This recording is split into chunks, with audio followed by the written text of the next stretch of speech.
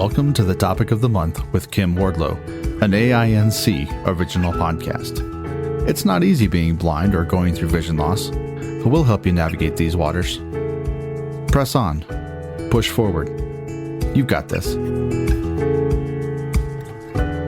Hello, and thank you for joining us for the Topic of the Month.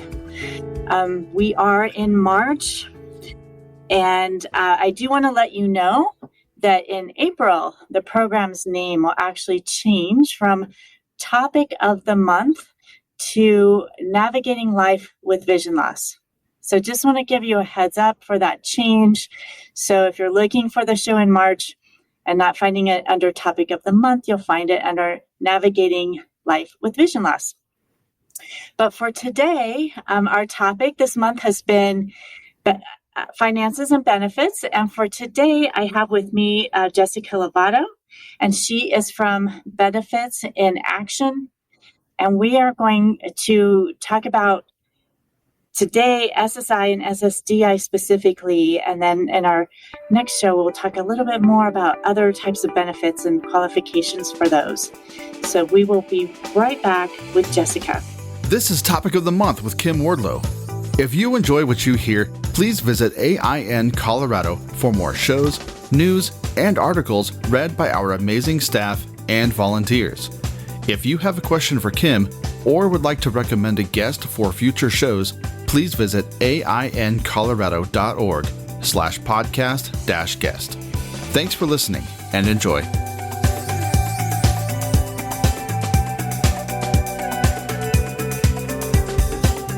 Hi, Jessica.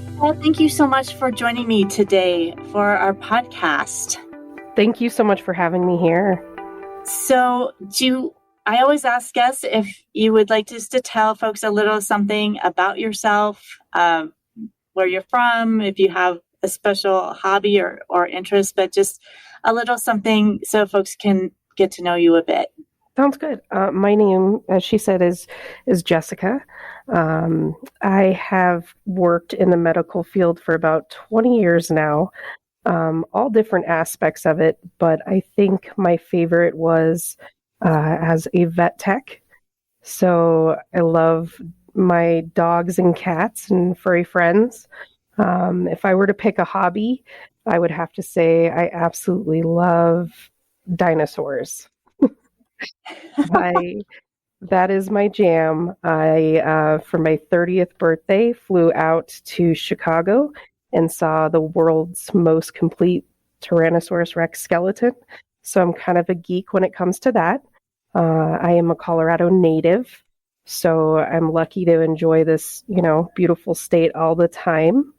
That's a little bit kind of about me and my background. That's very fun. So is Tyrannosaurus Rex your favorite dinosaur? Absolutely. Yes. Well, that is a great interest and hobby. And they're finding, new bones and dinosaurs all the time. It seems like they're finding new things. So it's pretty interesting. Exactly. So I understand that you're somewhat new to Benefits in Action. Did you come in during COVID or right after the pandemic? I came in right after, so I'm relatively new here, but I absolutely adore it.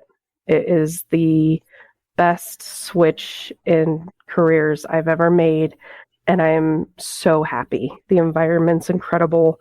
The people are amazing, and their purpose is even greater. So.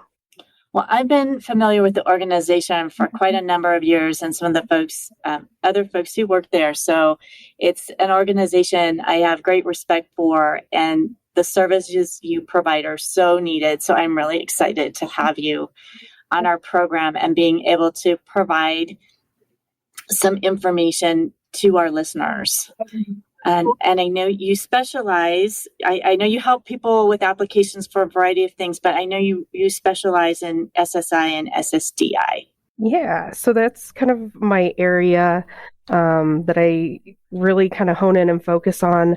My aspect or part of that job that I do, I go through medical records.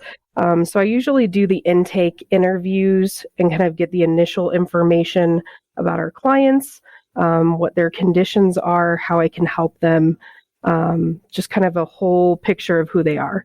Once I obtain medical records from them, that's when I go meet with my coworker, Eric, and him and I are kind of the SSI, SSDI dream team together. We stole him. He is a graduate lawyer from Georgetown. And he has been an amazing teacher and very patient and kind. And I've learned so much from him, just the amount of time we've been doing this. So, that's kind of a little bit about how him and I work together. He, goes through and crosses all the T's, dots all the I's, and I'm everything in between. So I know many people may be familiar with SSI, SSDI. Some may have heard the terms, but don't really understand what they are or the difference between them. Could you give us a little bit more detail on what those benefits are and kind of what's different between the two? So the main difference between SSI and SSDI is going to be work credit history. And so kind of when I'm doing my intakes, the first thing I ask people when I'm deciding what they would best qualify for or how to best help them is if they have 15 years of work credit history. That's kind of the deciding factor on where we go with the whole process for me. And then if they do, then we can do, kind of an umbrella application where we go for not just Social Security, we go for Social Security disability. And then there's extenuating circumstances, but I like to cast a wide net as possible when applying. So that's kind of the major difference between the two. Of course, there is an income difference between the two that's individually decided based on kind of your condition and your history, all of those things. But that would be, if I had to hone in on the major difference between the two, it would be the work credit history needed to apply. Okay. And if a person thinks that they might, because of their vision loss or another disability, might qualify for SSDI, what are the things you look for in terms of a person being able to qualify for that disability, for that benefit? So for that benefit in particular, it would start out with, there is 5 different steps to that process that they kind of look for. So are you working? Do you have any gainful activity going? The next one would be, is your medical condition severe enough that this is going to last over 12 months? And then nextly, does your medical condition meet or is equal to the listing on their website? So is it truly a debilitating condition that meets the definition, right? And the next one is, can you do the work that you did prior to this happening? So has your life changed? Was it a life-changing event? And then lastly, is there any other type of work that you can do? And that's kind of the 5-step process that they use to decide whether or not this is truly a debilitating condition. So that's kind of their first initial 5-step process that we go through is, and we look at those things. Are we meeting and checking all of those boxes? And if we are, that's when I always move on to, okay, let's get a hold of your medical records. Let's look through it and see and make sure that I have all the evidence to back those different things, right? Mm-hmm. So you're actually talking to someone in kind of a pre-qualifying meeting or a preliminary meeting before you even gather their medical information or any of that information, just to be sure that they qualify for the program. Right. And so I'm not a benefits expert as far as knowing for sure, but we have a good idea of, right? We know and work next to these applications well enough and long enough that we are able to kind of know at this point what we're looking for, what our best odds are, right? And if this is a case that is solid and has enough evidence to go to, if it were to go to court, right? If you were to get denied, is this something that we could hold enough that we could rebut it, right? And say, no, this is why we believe this. Is it an arguable case, essentially? So if a person seems to fit the criteria, it looks like a good fit for SSDI, then what does that process look like? So we don't expect any of our clients to do the paperwork themselves. We prefer to do that, right? So once I get the green light from Eric and we decide, okay, yes, let's get this rolling. This person truly needs assistance. Let's do this. From that point, I like to set up 2-hour increments. So just the full magnitude of this application is 57 pages without any sort of medical history put in there. That's very lengthy. Exactly. Lots of room for error, right? So I like to do 2-hour increments where I sit and it's not in person, it's over the phone. We can do in person, of course, but that's one of the other benefits of this company is we're able to work remotely with our clients. So that's wonderful. But we will do 2-hour increments where I sit there and I walk them through each application line by line. We'll write down all of their information. Some of it is turned in to the county by hand. Other things are turned in digitally. So it just depends on, what application. I've got both of them going, but part of it goes digitally, part of it goes by hand. And from that point, then we're waiting to see if it's denied or accepted, right? So that process can take anywhere from, 6 months to a year. And this is just in general, broad spectrum conversation. It's not specifically honed in on visual impaired, right? I'm just talking broad spectrum. If we're looking at the application in kind of its whole being, it's about 6 months to get your first answer. If for any reason they were denied, we have a window there where we can take and like I said, go through and say, oh, no. Where did we go wrong?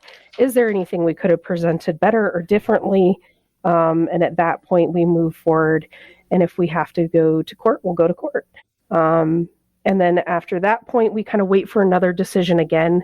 And hopefully it's approved. And if not, we can always do whatever it takes, whether that be another application. But we honestly have a wonderful success rate that I'm super proud of. And there's a number of ways to apply for SSI, SSDI, but I always suggest to everyone, because of the length and the magnitude of this application, that you get help. Well, and I think too, for our listeners who have vision loss, if they're having to use a screen reader or other means to go through it, having help might be very beneficial. I know frequently individuals want to be able to do things on their own, but with such a lengthy, whether you have vision or not, it sounds like this is something that you want to have help with, just to be sure it's being done correctly. Absolutely. I would highly suggest that to everybody. It improves your chances greatly, especially if you have multiple sets of people involved, different brains. It's better the odds. And we really want that to work for our clients, right? If we accept the case and we truly believe this is what they need, we want that quality of life, right? And this is one of those ways that we can help them obtain that. Basically, there's a number of things that Benefits in Action does for the community with seeing these needs and doing it. But one of the things I appreciate most is they exist to reduce barriers, right? And this is a huge part of that. And so by educating the community and kind of helping individuals learn what is available to them, what services they could have, what benefits they could have, we're really leveraging their and maximizing, right, their financial freedom and budget. Right. And I think right now more than ever, that's an important conversation, no matter who we are, right? I think it's important for everybody to kind of have that right now. Yes. Is it common for an individual to have to apply more than once or appeal? Absolutely. Yes. Unfortunately, I always kind of tell my clients, like, we're going to give it 110%. Honestly, probably 120. But yes, do not be discouraged if you get turned down the first time. Please, please, please don't. Um, I always tell everybody that one's kind of like your learning curve. You're getting into it. You're figuring it out. You're knowing what you need. I have seen it get approved the first time, but I always go into it with this may or may not happen that first time. Yeah, some people shouldn't be discouraged if that doesn't go through on the first time. And especially because you're there, to support them with the appeal process or reapplication process. Right.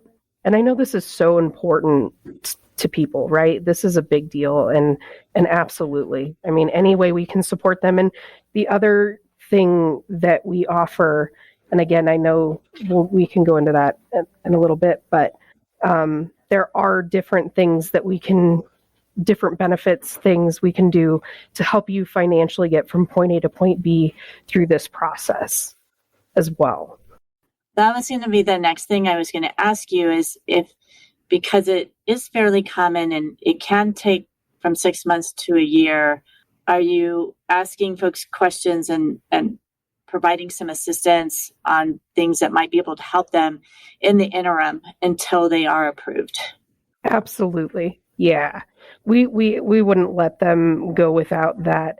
So the whole time that I'm talking to this individual, I'm figuring out, do they have an income? If they do, what does it look like?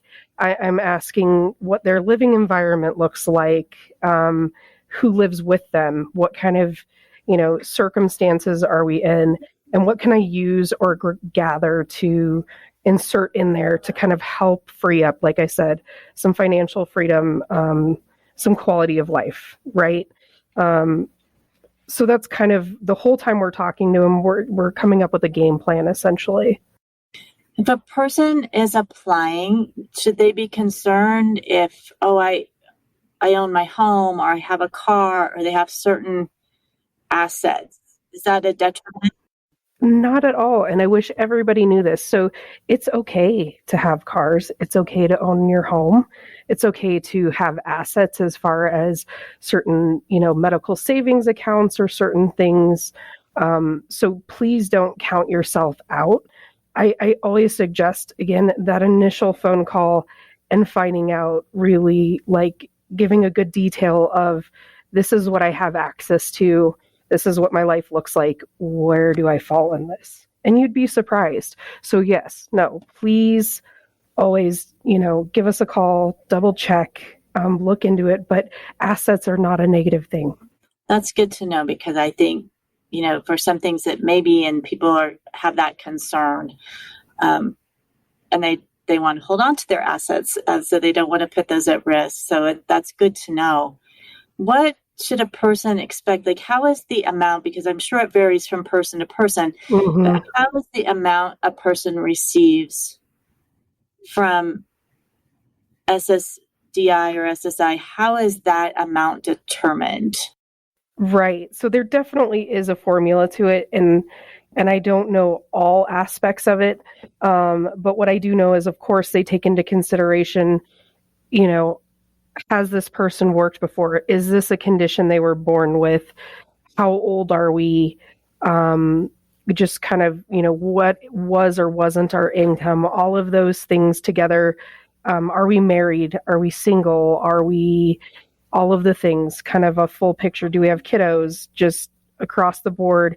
And then based on all of this different information that we give them, they come up with a different, their individual numbers for different people, for different conditions and circumstances. I wish I could know every detail of that formula, because let me tell you, I would absolutely succeed at this job. I would dot every T, cross every I, do everything that I could to make sure to get the most, for sure. Well, I know those things can be really, really complicated, but but there usually seems to be, some basis for the decision. Is there a difference between like a younger person applying who maybe, as you said, you ask, were you born with this condition? Maybe Right. they were born with the condition, as opposed to, well, in our case, of folks with vision loss losing vision later in life, or something like that. So yes and no. They're looked at very differently, right? So if you lost vision later in life, odds are, depending upon, again, your life and what happened, there's typically a work history there, right? Whereas with a kiddo or someone that this has happened to fairly young, we're looking at this as not a life-changing event, but this is something that they were born with, right?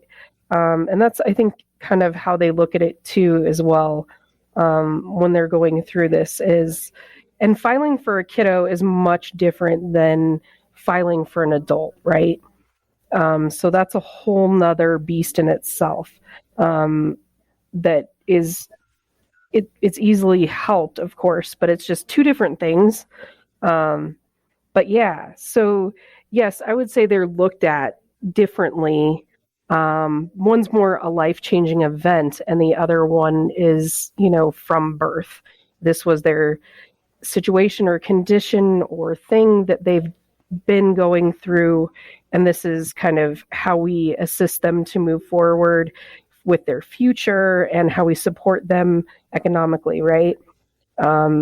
Whereas this other person, we have that background and they're like, okay, so this calculates into this, and this was a life-changing event. So same scenario, but how do we help them move forward with this life-changing event, right? Right. If a person is approved, does that mean, and if they're older, perhaps, and depending on the situation and the condition, because obviously some individuals, it might not just be vision loss if they've had a severe auto accident or something. There may be other medical conditions in addition. But if a person is approved for SSI or SSDI, then does that mean that person is not allowed to work at all? Is this saying, I'm not able to work and this is why I need this benefit? So there is a number of work hours or a number of financial resource or income you're allowed to have and do. Typically, most people that are taking out total and complete disability, right? Majority of them don't work. But I know a few of them where it's been a life-changing event and they're like, wow, I had this job. I like to do this thing. I'd like to either, volunteer a little bit or do something on the side. What I tell people is make sure that you really check and make sure what the hours are for you individually, and that you have a good understanding of what your paychecks are going to look like or what that income is going to look like so that it doesn't disturb the SSI or SSDI you've worked for. So I was just thinking for a younger person, and you talked about, well, maybe a parent's applying for a child. A younger person, if they were born with a condition, but still with the hope that at some point they would be able to be employed and perhaps they would end up coming off this particular benefit at some point. I just wondered if that was, something that's possible, or how that works. If once you're on it, if you ever would go off of it, if you do, are you allowed to come back on if something changes?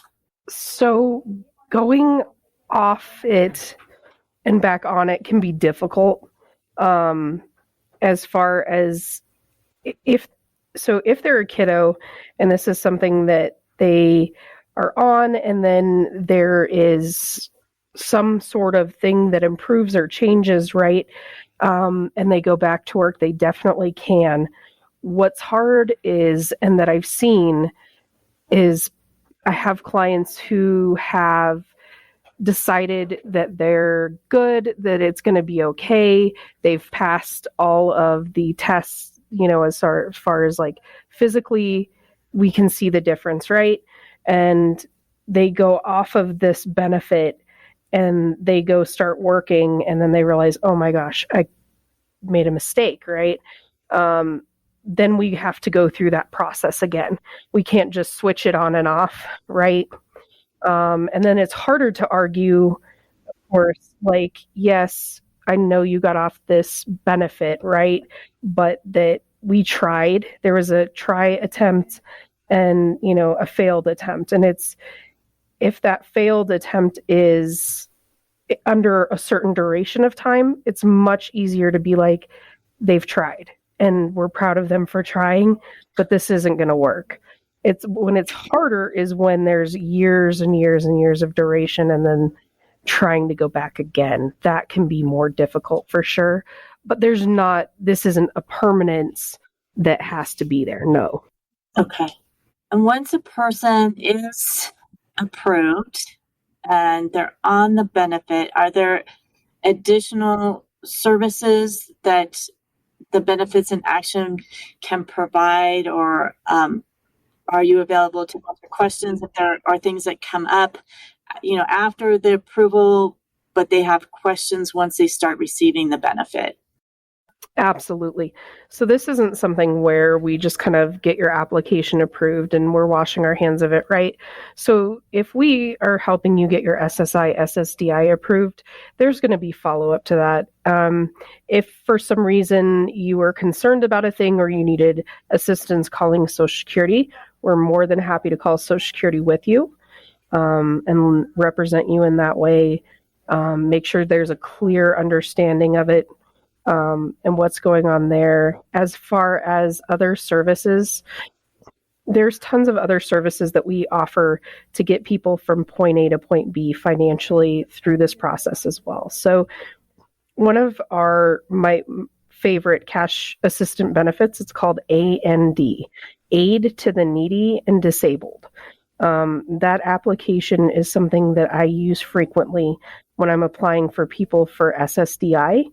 And they meet the qualifications. That can be a really, really great benefit to help them get through this time frame till their Social Security disability is approved.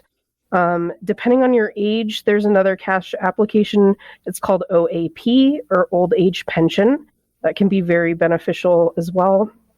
Another cash assistant benefit that I always talk to people about too. If you have any kiddos that are dependents under the age of 18, and you haven't heard of a benefit called TANF, that is another thing that can be available to parents that we can help with as well.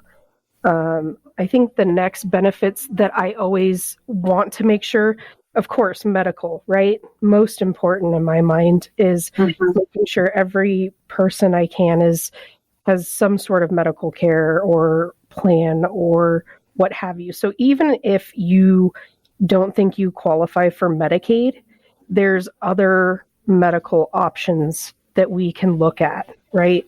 Oh, that's good to know. Yes. And there are plans that you may come back and spend $20 a month. So everyone thinks if they're denied by Medicaid, it's done. That's not true. There's a whole marketplace for this inside of these applications where we can find plans for you and look for things and say, oh, look, this one's going to be $20 a month. Like, you may not have gotten Medicaid, but you can buy into Medicaid, right, for $20, or we can do this thing. Or if you're qualify for Medicare, we have navigators that are ship navigators that specifically know how to do parts A, B, C, D. So in that way, that's really great. The next things I think of is, do you need help with your electric? LEAP is an amazing benefit that you can use to help get energy assistance. There is SNAP, of course, so food assistant benefits. If you don't qualify for that, there are always food banks that we can point you to. So even if someone feels like they might financially not qualify for something, or they don't know for sure, honestly, give us a call. We can help you. We will find a thing. And if we can't, we know another place you can go or another resource. That's great. And I think that's so helpful for folks to know that once the application process and the approval is set, that they're not just dropped, that they still can work with you. Mm-hmm. Exactly. And also, once we do your SSI, SSDI application, there's also renewals that come through on those, right? So updated function reports, things like that. So we right. will talk, right. So we'll keep up on those as well, in between finding you other benefits that can fit into your lifestyle. How often do people have to renew? So function reports, I see those come through yearly. And then sometimes they also will have you renew like financial information, just like normal benefits, right? They want to know, has anything changed substantially? Are we still in the same boat? Are we doing better, right? Or are we doing worse? So we kind of go through the updating process just like you would any other application. Right. Or are there any other tips or suggestions that you would give to someone that is wanting to apply for SSI or SSDI, especially a person that does have a disability? If I were to recommend anything, or I was thinking of anything, it would obviously be research, find good hands to be in. I think the next thing that documentation. So anytime you go see your neurologist, anytime you go see anyone that has to do with that debilitating condition, making sure you have it well documented. If they are younger, so any young persons with disabilities that know that eventually this might be a route that they have to, that they're going to, either have to go down or take or what have you, preparing for that. So when you have kiddos that are going from, that are over 18 and that are kind of grown but not grown, we're getting into our 20s, I always suggest letting them file as individuals. So letting them apply for their own Medicaid, their own SNAP, and creating them as their own household. That way, when they go to apply for their SSI, SSDI, that's been established.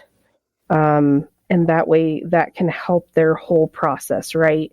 It's always great to have, dependence on taxes and such. But when it comes to planning for a future of SSI, SSDI, I like to plan for the individual on that. So it in the end, it does behoove them. Great. Well, I really appreciate all this information you've given us, especially going into some real details about applying for SSI and SSDI. I know you're going to be joining me again next week, and we can delve a little bit more into benefits in action in a broader sense and what you provide. I know you're not just limited to the metro area, so I want to let people know the different services and the expertise you have for different benefits that they may or may not be aware of or feel like they qualify for. So we can talk a little bit more about other types of benefits when we come back next week. But thank you so much for joining me today. Absolutely. Thank you so much for having me. I appreciate it very, very much. And like I said, I can't brag enough about benefits in action. So great. Well, thank you all for listening to today's podcast. I'm your host, Kim Wardlow, with the Audio Information Network of Colorado. And we will be back with you again next week with Jessica. And just to remind you, in a couple of weeks, when we get into April, the name of the program will change to Navigating Life with Vision Loss. I also want to let you know that we will be having, we're a little bit a ways out, but we'll be having our first Concert in the Dark fundraiser on May 4th at Rocky Mountain PBS with the fabulous Diane Shore, and who is a Grammy Award winner, and our own local Heart and Soul performing at that. So we'll have more information coming to you about that in the future as we get a little bit closer to May 4th and tickets go on sale. And also, please tune in to our other podcasts, After Sight, Beyond Sight, our mental health focused podcast, and our newest podcast, which is BLT Blind Level Tech. If you want to know about all things technology, that's the place to go. So please look for those as well. Thanks so much.